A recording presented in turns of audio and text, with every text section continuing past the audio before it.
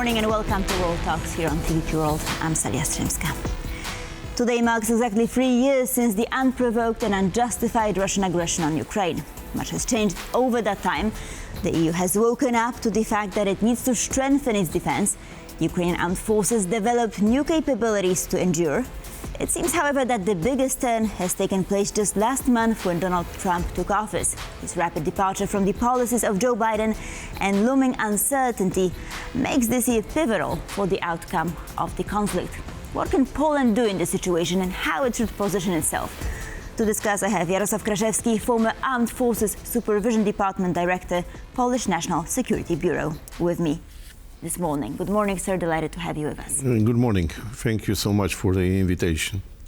So there's a lot of various information around what's happening right now in Ukraine, also what's happening in Poland. However, according to Andrzej Grzyb, who is the head of the Parliamentary Defense Committee, nothing is really changing on the ground, right? The weapons deliveries continue as they used to. Is that accurate? Yes, it's very accurate because since the very beginning, Poland has been set up as a main logistics hub to deliver the equipment, the ammunition and other assets for the Ukrainian armed forces to conduct the combat operations, mostly in the eastern Ukraine. And Poland has been doing this job very, very good. Both organizations, I mean NATO and EU, consider Poland, besides the logistics hub, the second point of consideration is that we have been developing the strongest right now military power in Europe relating to the army, I mean the ground forces. We are right now the most powerful army in Europe related to artillery, tanks, APCs, and modern air force, air defense, and other aspects of military operations. Of course, the very famous special forces, mostly the GROM unit, which is one of the best around the globe. So in the past, the entire responsibility for security of Western Europe was on Germany. Right now, it has been relocated from Germany to Poland. And Poland has to do this job, in my opinion, together with the other B9 Bucharest initiative, 9 countries, which are right now the front line between the Russian Federation, Belarus, Ukraine, and the EU and NATO. So President Trump, in my opinion, he is aware of the situation. He is aware of the very crucial and important role of Poland in the conflict. And more importantly, he is very aware about our job in terms of security in Europe. Right, and President Duda has just met with Donald Trump. So what is your take on that meeting? It was a very short meeting. It's too early to elaborate. Was it enough? In my opinion, knowing President Duda, 10 minutes. Sometimes it's a very long period of time, but to discuss such important issues like security and the possibility to stop the war in Ukraine, it's not enough, because there are a lot of topics very important, very crucial for Ukrainians and for the rest of the globe to discuss with the such important person who is the President Trump. Especially because some of the narrative that has been emerging is quite controversial, and here I'm referring to the Starlink issue, right?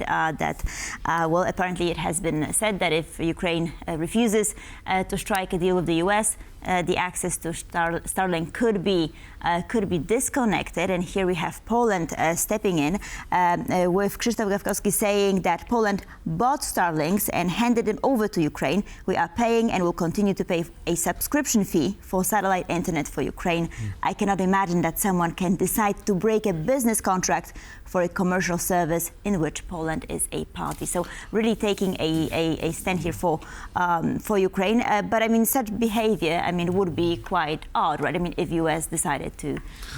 I don't think that the US decide to disrupt the connection between the Starlink. Starlink is right now one of the most important tools in the hands of Ukrainian soldiers, because for the deep strikes and for the artillery fire, you need to have a precise information about the target location. And Ukrainians, they have developed special methods using the cell phones, for instance, by the civilians, and a special application that they can send the grid coordinates of the potential target to the equivalent command post, which will be in charge of delivering fire at this position. And entire communication in Ukraine, I mean for the Ukrainian Armed Forces, is relied on a Starlink, and Starlink is a necessary tool like ammunition and missiles and rockets for HIMARS system and for the air jets for the Ukrainians. If somebody decides to stop it, the war is over, in my opinion. Right. Okay. Well, so let me just go back to what Polish Foreign Minister Jarosław Kraszewski said in his recent interview, that with the support of Europe, Ukraine should be able to continue to defend itself at least until the end of the year. And A, do you agree with that? And B, do you think that the US is still crucial, or will Europe be enough? I mean, I'm talking about a worst-case scenario for Ukraine here, right? I fully agree with you, and fully agree with Minister Sikorski. From one point, it's very good information. From another point, as you have mentioned at the very beginning of the interview, Europe has been woken up from the winter sleep, but the winter lasts much longer than we thought. And right now we have to, we as a Europe, we have to first of all allocate a huge amount of money dedicated for the defense industries and rebuilding the combat capabilities in particular in respective countries. First of all. Secondly, investment of money is one point. It takes time. But to manufacture pieces of equipment dedicated for armed forces is another long story, and we need time. And if Europe is able right now to deliver up to the end of 2025, it's okay, but we have to think about what's going to happen next. What's going to happen if Europe is not able to deliver a certain amount of ammunition, equipment, and other assets needed by the Ukrainian forces?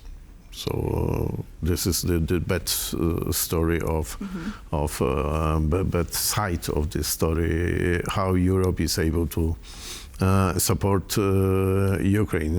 Right now, in many opinions, Ukrainians need two things. First of all, people. Secondly, ammunition. And Europe is not able to deliver.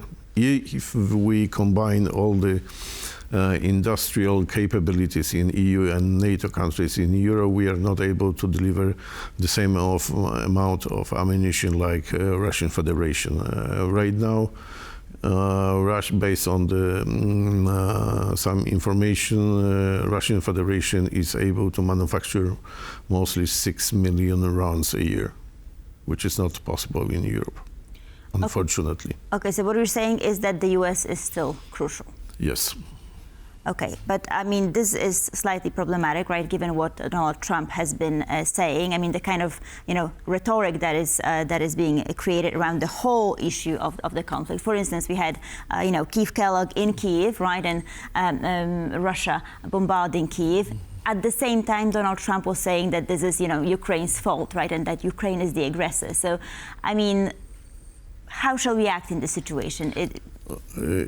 I fully agree with our president. President Trump is a man who is very directly connected with the business, and his way of managing a situation, a crisis or whatever, is just the way coming directly from the business. And first of all, he wants to start with the bottom, growing up. So at the beginning, first of all, you have to know your enemy, your partner. In business, you don't have enemies. You have a partner, your client. Because, once somebody told me that the CEO doesn't lead the company. The client leads the company. And for President Trump, the client is exactly Russian Federation led by Vladimir Putin. And he wants to figure out how much he can afford, what's the empty space for different business maneuver, which will become the political decisions. So this is to examine your client about his possibilities and about what can I do.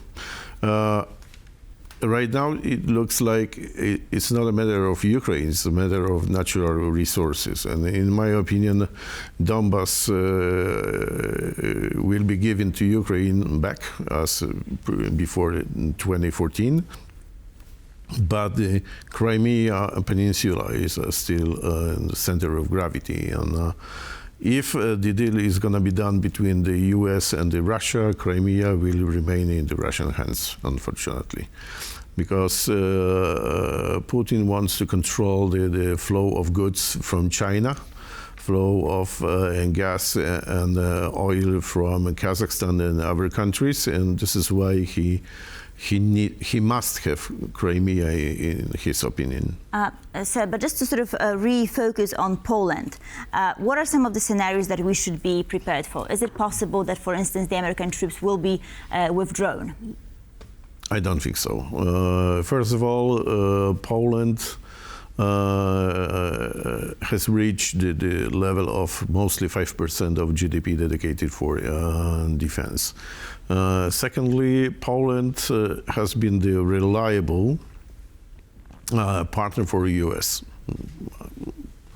I would like to say that Poland is a strategic partner with a little bit of exaggeration, but we are a strategic partner in this part of Europe for the US. And as I said before, the responsibility went from Germany to Poland. This is why the US administration will pay a lot of attention and will invest a lot of money to relocate the critical military infrastructure from Germany to Poland. In Poland, we have, first of all, a training facility where U.S. troop can organize different training operations together with Polish troops, together with other allied armies. We have brand new equipment, which is capable to operate together with the U.S. equipment. And we've been playing the crucial role since the very beginning of the war in Ukraine. I don't think that current administration makes a decision, okay, we will withdraw all the troops and leave Poland and B9 and the EU and NATO by their own. Let's hope that we'll not lose the American. But that's going to be the very first indicator that there is something wrong going on. Jarosław Kraszewski, thank you, sir, so much for being with us. Thank you. Much appreciated. And thank you for watching World Talks. Please stay tuned for more here on TVP World.